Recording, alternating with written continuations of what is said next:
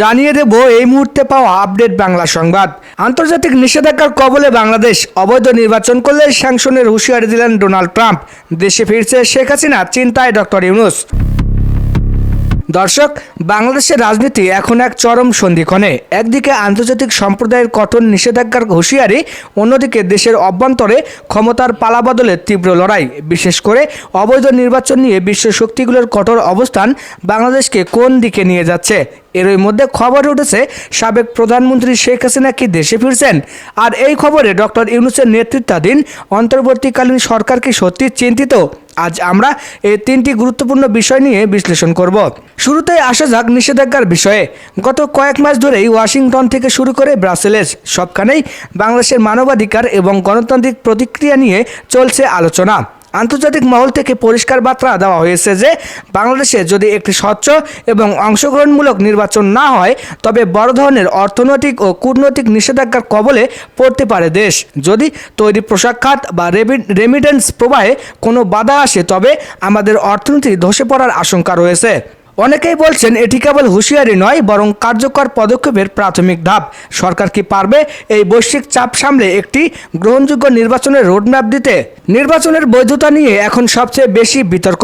বিগত কয়েকটি নির্বাচনের অভিজ্ঞতা থেকে বিশ্ববাসী এবার এক চুলো ছাড় দিতে রাজি নয়। তাদের পক্ষ থেকে সাফ জানানো হয়েছে, কোনো রকম দামি বা একতরফা নির্বাচন আন্তর্জাতিক স্বীকৃতি পাবে না। ডক্টর ইউনূসের ওপর বিশ্ববাসীর আস্থা থাকলেও তিনি কত দ্রুত একটি অবাধ নির্বাচন দিতে পারবেন তার ওপর নির্ভর করছে এই নিষেধাজ্ঞা এড়ানো যাবে কিনা। দেরি হলে যেমন চাপ বাড়বে, তেমনি তাড়াহুড়ো করলে অভ্যন্তরীণ বিশৃঙ্খলা সৃষ্টির ভয় আছে।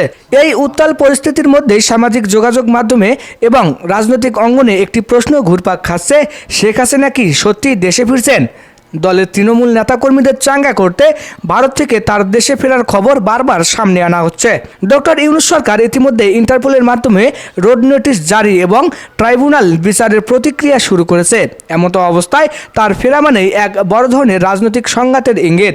শেখ হাসিনার ফেরার খবরে ডক্টর ইউনূস কি সত্যি চিন্তিত?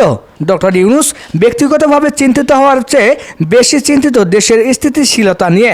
শেখ হাসিনার প্রত্যাবর্তন মানে রাজপথের দুপক্ষের মুখোমুখি অবস্থান।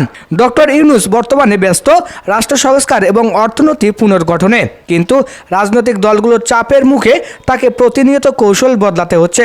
আন্তর্জাতিক নিষেধাজ্ঞা এড়ানো এবং অভ্যন্তরীণ শান্তি শৃঙ্খলা রক্ষা করা, এই দুই নৌকায় পা দিয়ে চলাটাই এখন ডক্টর ইউনূসের সবচেয়ে বড় চ্যালেঞ্জ। দর্শক, বাংলাদেশের রাজনীতি এখন এক জটিল সমীকরণের মধ্য দিয়ে যাচ্ছে। নিষেধাজ্ঞা এড়ানো, একটি সুষ্ঠু নির্বাচন নিশ্চিত করা এবং সাবেক প্রধানমন্ত্রীর প্রত্যাবর্তন, এই তিনটি বিষয় নির্ধারণ করবে আগামী দিনের বাংলাদেশ কোন পথে হাঁটবে। আপনার কি মনে হয়, শেখ হাসিনার ফেরা কি সম্ভব, নাকি নিষেধাজ্ঞার চাপেই কোণঠাসা হয়ে পড়বে দেশ? আপনার মতামত নিচে কমেন্ট করে জানিয়ে দিন। এতক্ষণ সাথে থাকার জন্য ধন্যবাদ।